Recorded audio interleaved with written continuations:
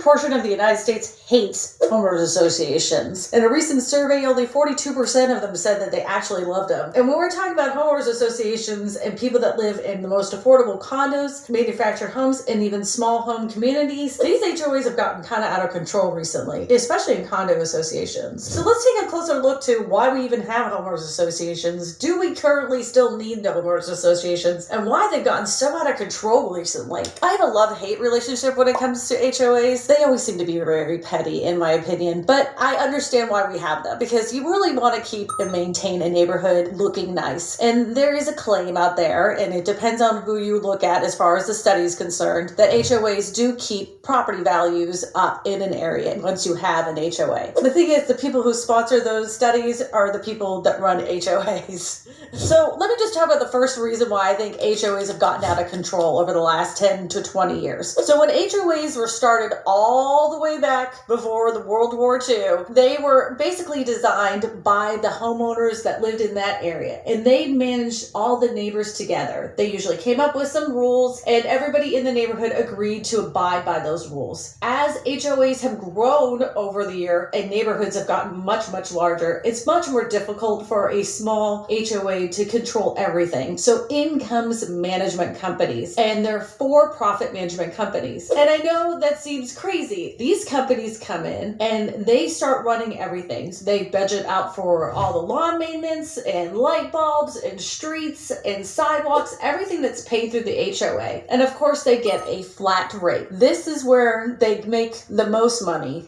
is not from the flat rate. This is where things get kind of confused. It isn't just that they make the money from the flat rate. They really make the most money off of the fines. So they have a whole independent staff that goes through all the HOA payees and try to find all sorts of ways they can fine them. Whether it's a flower pot that was written in the covenants in 1967 that said you couldn't have orange flower pots out there, then all of a sudden you're getting a fine in the mail. Or you can't have your garage door open, or it has to stay open, like this condo association. This sheet of paper is the cause for the concern. A list left earlier this week by Homeowners Association of Auburn Greens that mandates leaving garage doors up from 8 to 4 Monday through Friday. This is where I get really ticked off when it comes to HOAs. It seems to me that they're always taking advantage of the people in the most vulnerable situations, especially when it comes to affordable housing. When you look at people that live in condos, they chose to live in a condo in a lot of cases because it was the most affordable option for them to own a home. Then when you tack on the Homeowners Association's fees, there usually is in the covenants that it says that they can't increase the value X amount of dollars. But homeowners associations are trying to push that up as well. They don't even care. They're throwing them out the window. What has been said in the covenants, they're raising these people's association fees, sometimes double, so they can cover the cost of all the things where they have mismanaged things.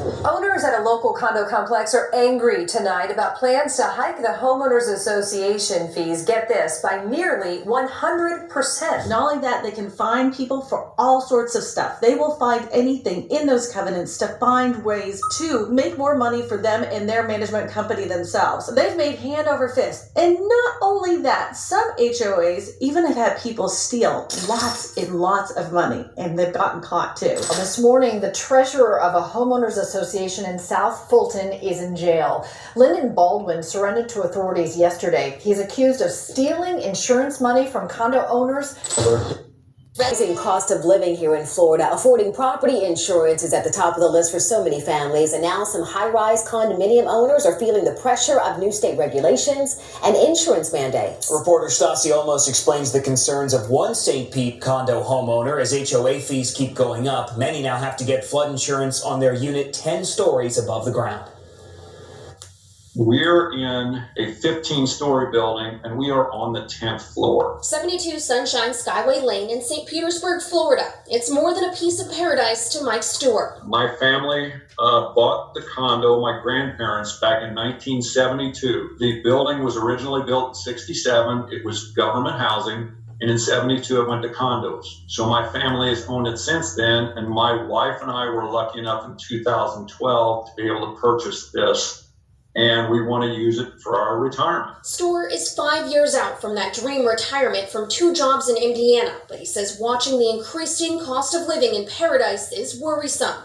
Most recently, hearing from his property insurance company, Citizens, that he'll have to get flood insurance for the contents inside his condo on the 10th floor. To me, that doesn't make a lot of sense, paying for a product that I'll never need. It's a new requirement passed in last year's second legislative special session on property insurance. Citizens told me in April that the goal of separate flood insurance is to help minimize any possible litigation of wind versus flood damage in future storms. But STOR is also on the association board of the condo building and says their costs are skyrocketing. Insurance has killed us. From 2021 to 2022, the building's flood coverage went from $97,000 to $110,000, a 14% increase. And their property insurance went from $106,000 to $187,000, a 77% increase. We've already raised the HOA fees because we did our due diligence for the new law because of the condo collapse. After the Surfside condo collapse in 2021, Florida lawmakers passed Senate Bill 4D, requiring milestone inspections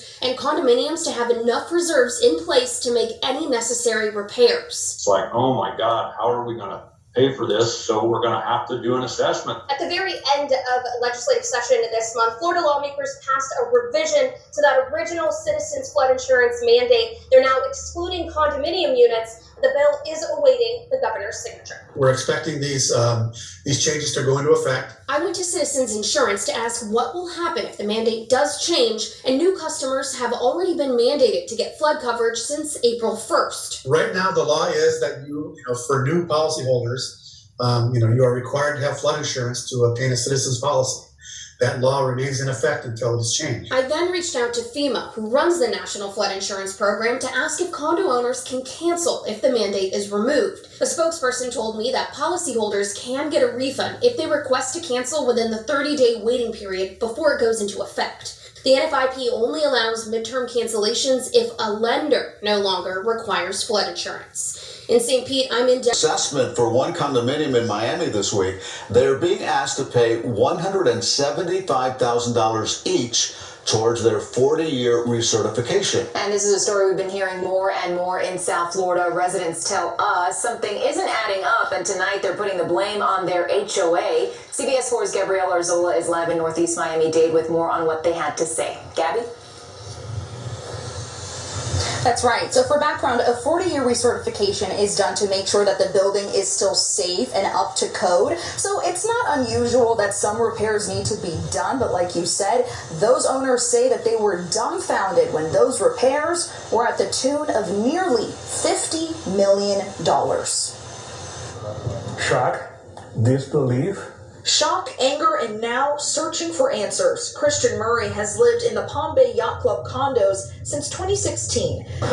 Now he and many other residents are worried if they'd be able to keep their homes. The building needed to be recertified, meaning an engineer needed to come in and see if the building needed structural and electrical repairs. Now it's not uncommon that these things need to be fixed, but get this, when the property managers brought in their engineer, they claimed the building needed $46 million in repairs. So let's break this down. $46 million means that every condo owner needed to cough up approximately $175,000. Now keep in mind, the entire building itself is worth $50 million. So something here didn't sound right to them. So residents hired a different engineer to do the same assessment, and they were told the building needed $23 million in repairs, a far cry from the initial $46 million. To ask for $46 million for repairs is really extraordinary. Attorney Jane Muir was hired by the residents to fight against the property managers. Upon further investigation, Jane says the engineer largely inflated the cost for repairs,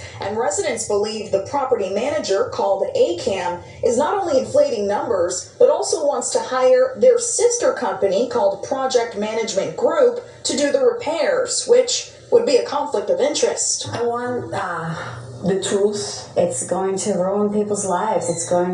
People are going to lose their homes. And now residents are literally fighting to keep their condos, hoping their home sweet home doesn't go sour.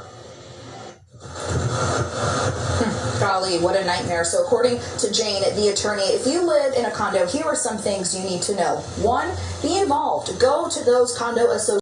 association meetings. And 2, request documents on where your money is going. See who they're paying as well. And 3, if those numbers don't add up, contact an accountant. And if they still don't make sense, call an attorney. These folks' court date is set to start next week on Monday.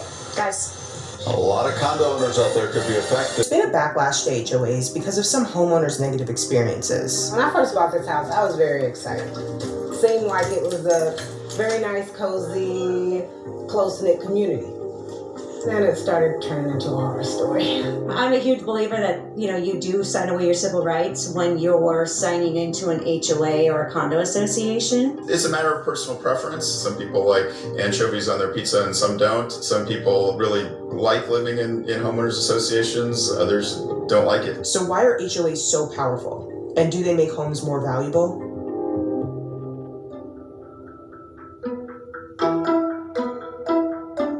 Homeowners associations are run by a board of directors that's made up of volunteers who own property in the community. The HOA typically handles communal responsibilities, which can vary from managing amenities such as swimming pools to making sure property owners follow home maintenance rules. The board may hire a management company, which tend to be for-profit, to help run the day-to-day operations. Homeowners in the community pay into a fund for the HOA to have an operating budget. In the US, the typical home in an HOA pays between $200 and $300 per month in fees. HOAs have the authority to hand out fines to residents in the community that the association feels is not following the rules. Those fines may also accrue interest in some cases. The Innistrosas' annual dues for their HOA in Noonan, Georgia is $200 per year, which is lower than the national average. So on paper, their HOA membership doesn't seem like that much of a financial burden, but that's not been their reality. When we moved in 2008, we found out that there was a balance that was attached to the home because it had been sitting in the community, and they were fining us for that balance and late fees and any other type of fines that they would put onto the home for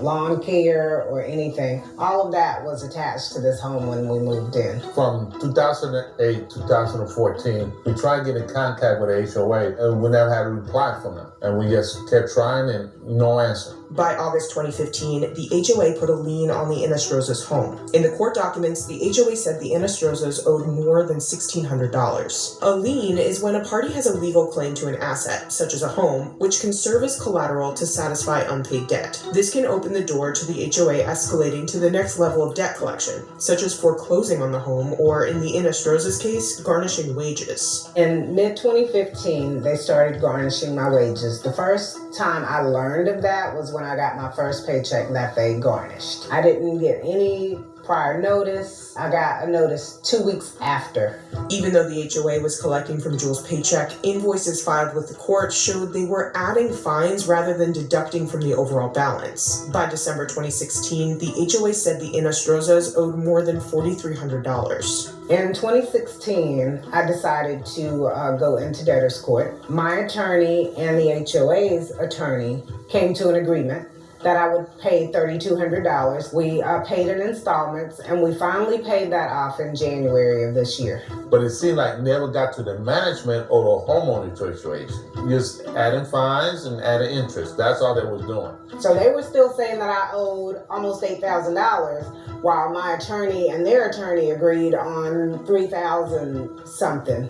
The Innistrosas estimate that they've paid about $12,000 in fines and garnished wages to the HOA, along with thousands of dollars in legal fees to their own attorneys. The latest invoice they received on August 18th, 2023 says they still hold a balance. Even after paying $12,000, they're still saying that we owe them $8,000. After the past, 23, after the past 10 years. About 10 years, yeah. CNBC reached out to Homeowners Management LLC